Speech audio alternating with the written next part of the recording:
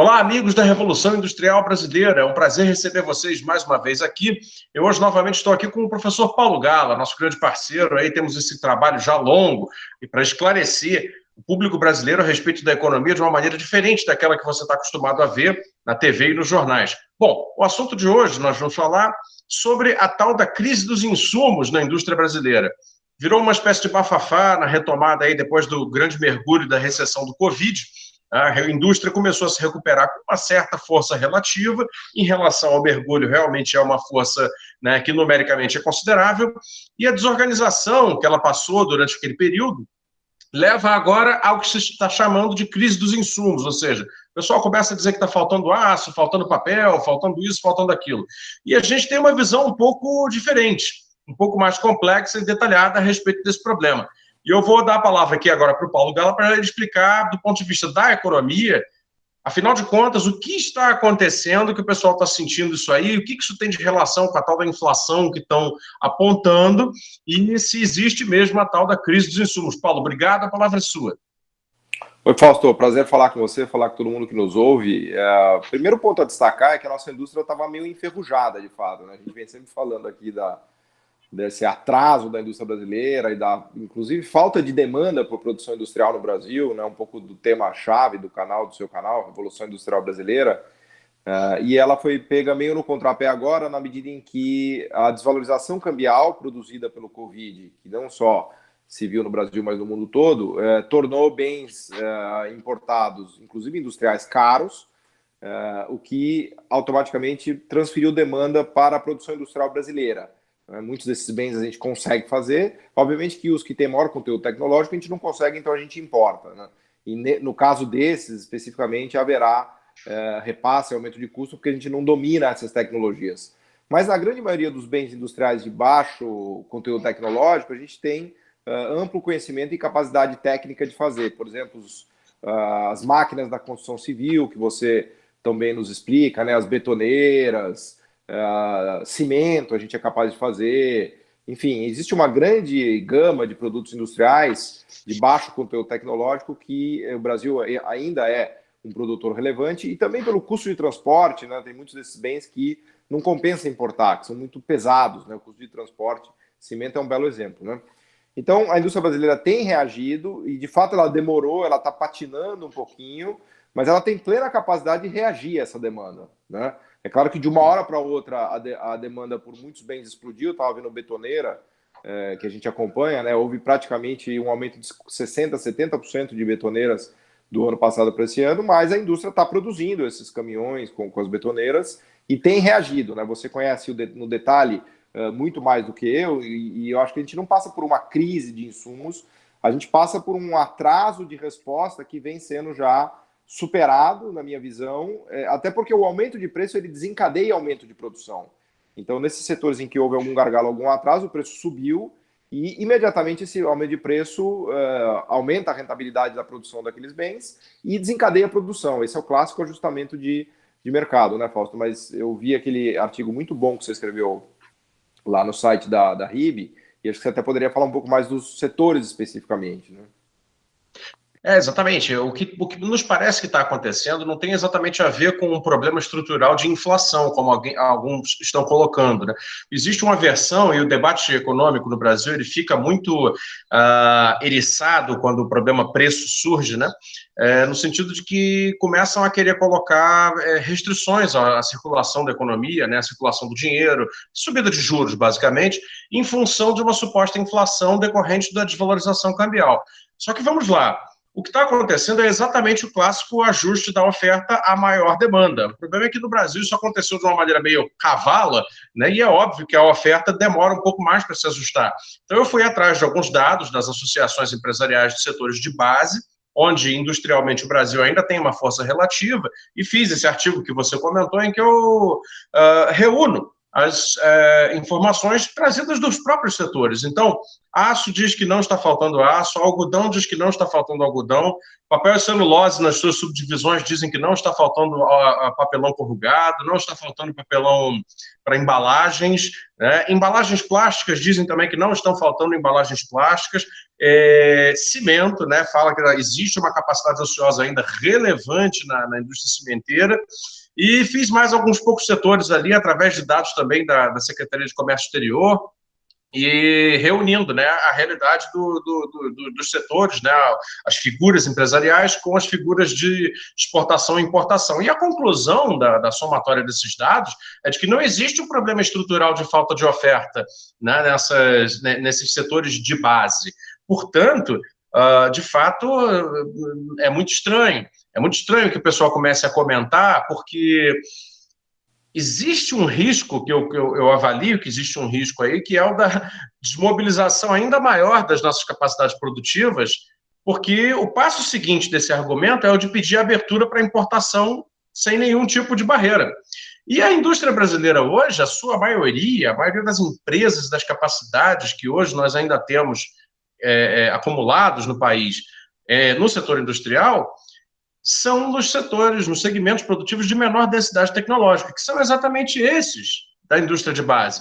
Aço, ferro, produtos de aço de ferro, papel e celulose e derivados, cimento e derivados, plástico e derivados, etc. Ou seja, se nós caímos num discurso muito fácil para o público em geral entender, mas que não é necessariamente verdadeiro, de que existe uma inflação rondando e de que a nossa indústria é incapaz e, portanto, precisamos fazer uma importação em grande quantidade e muito rápida para atender essa demanda muito espetacular que, de repente, apareceu.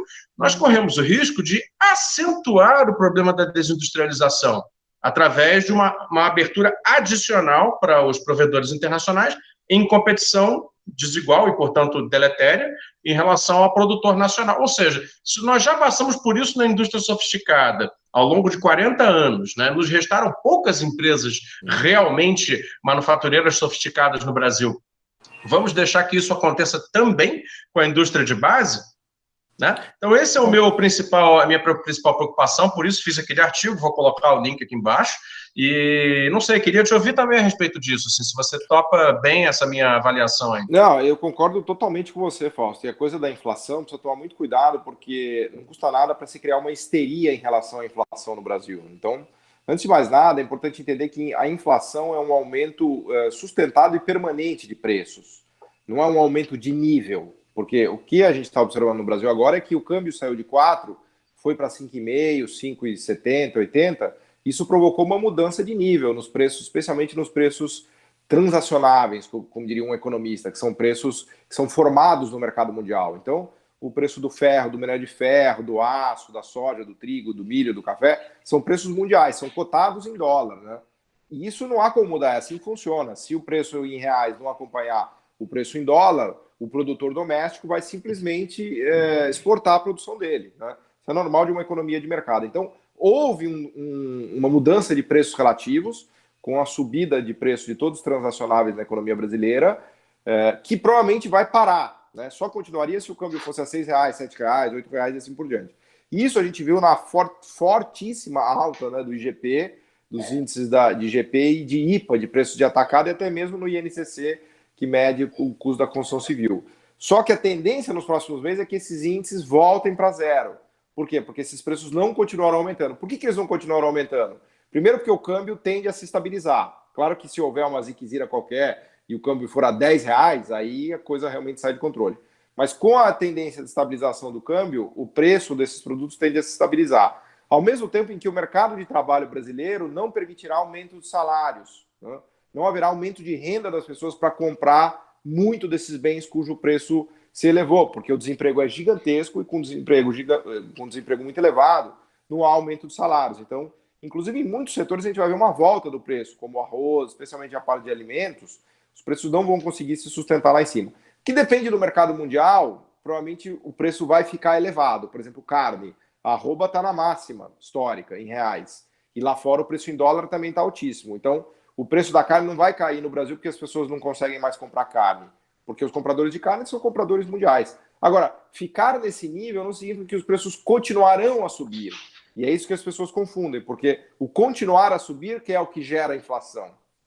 Então, muito provavelmente, ano que vem a gente vai ter uma inflação de 3,5%, no outro também, com essa situação do câmbio se estabilizando e com os preços no patamar mundial também se estabilizando. Então, precisa tomar muito cuidado com essa histeria de inflação no Brasil, que leva, inclusive, ao que você falou. Vai ter que subir juros, vai ter que segurar a economia. A economia brasileira está semi-morta. A gente não pode subir juros numa situação dessa, muito menos fazer um choque de abertura tarifária nessa situação dramática, né? Então, acho que é importante esse trabalho que você fez, a gente precisa trazer a público, né, essas ideias e tal, para que não... Claro que há uma preocupação, ninguém quer inflação de 20%, de 25% em preços de atacado, né? Mas daí a traduzir que isso é a volta do processo inflacionário no Brasil, tem uma grande distância, né, Fausto? Uma super distância, exatamente. Inclusive porque preciso se colocar nessa equação também o fato de que hoje nós somos dependentes em um grau imprudente, né, em relação aos bens intermediários. Né? Tudo que é produzido no Brasil depende estruturalmente de importação para se produzir, mesmo para abastecimento do mercado interno. Ou seja, um certo repasse, né, do efeito câmbio para o preço final ao consumidor é derivado, infelizmente, da nossa incapacidade de abastecer com bens intermediários, que são aqueles bens que são comprados para produzir outros bens, né, o crescimento econômico. Ou seja, o crescimento econômico tende a ser, no caso brasileiro, reprodutor de um certo nível de preço internacional, sim. Agora, daí a você querer dar um choque de juros para poder conter esse tipo de inflação estrutural que nos compete combater de outra maneira, de uma maneira estrutural, é voltar várias casas atrás no jogo, que é o que eu acho que você concorda também. Mas é isso, Paulo.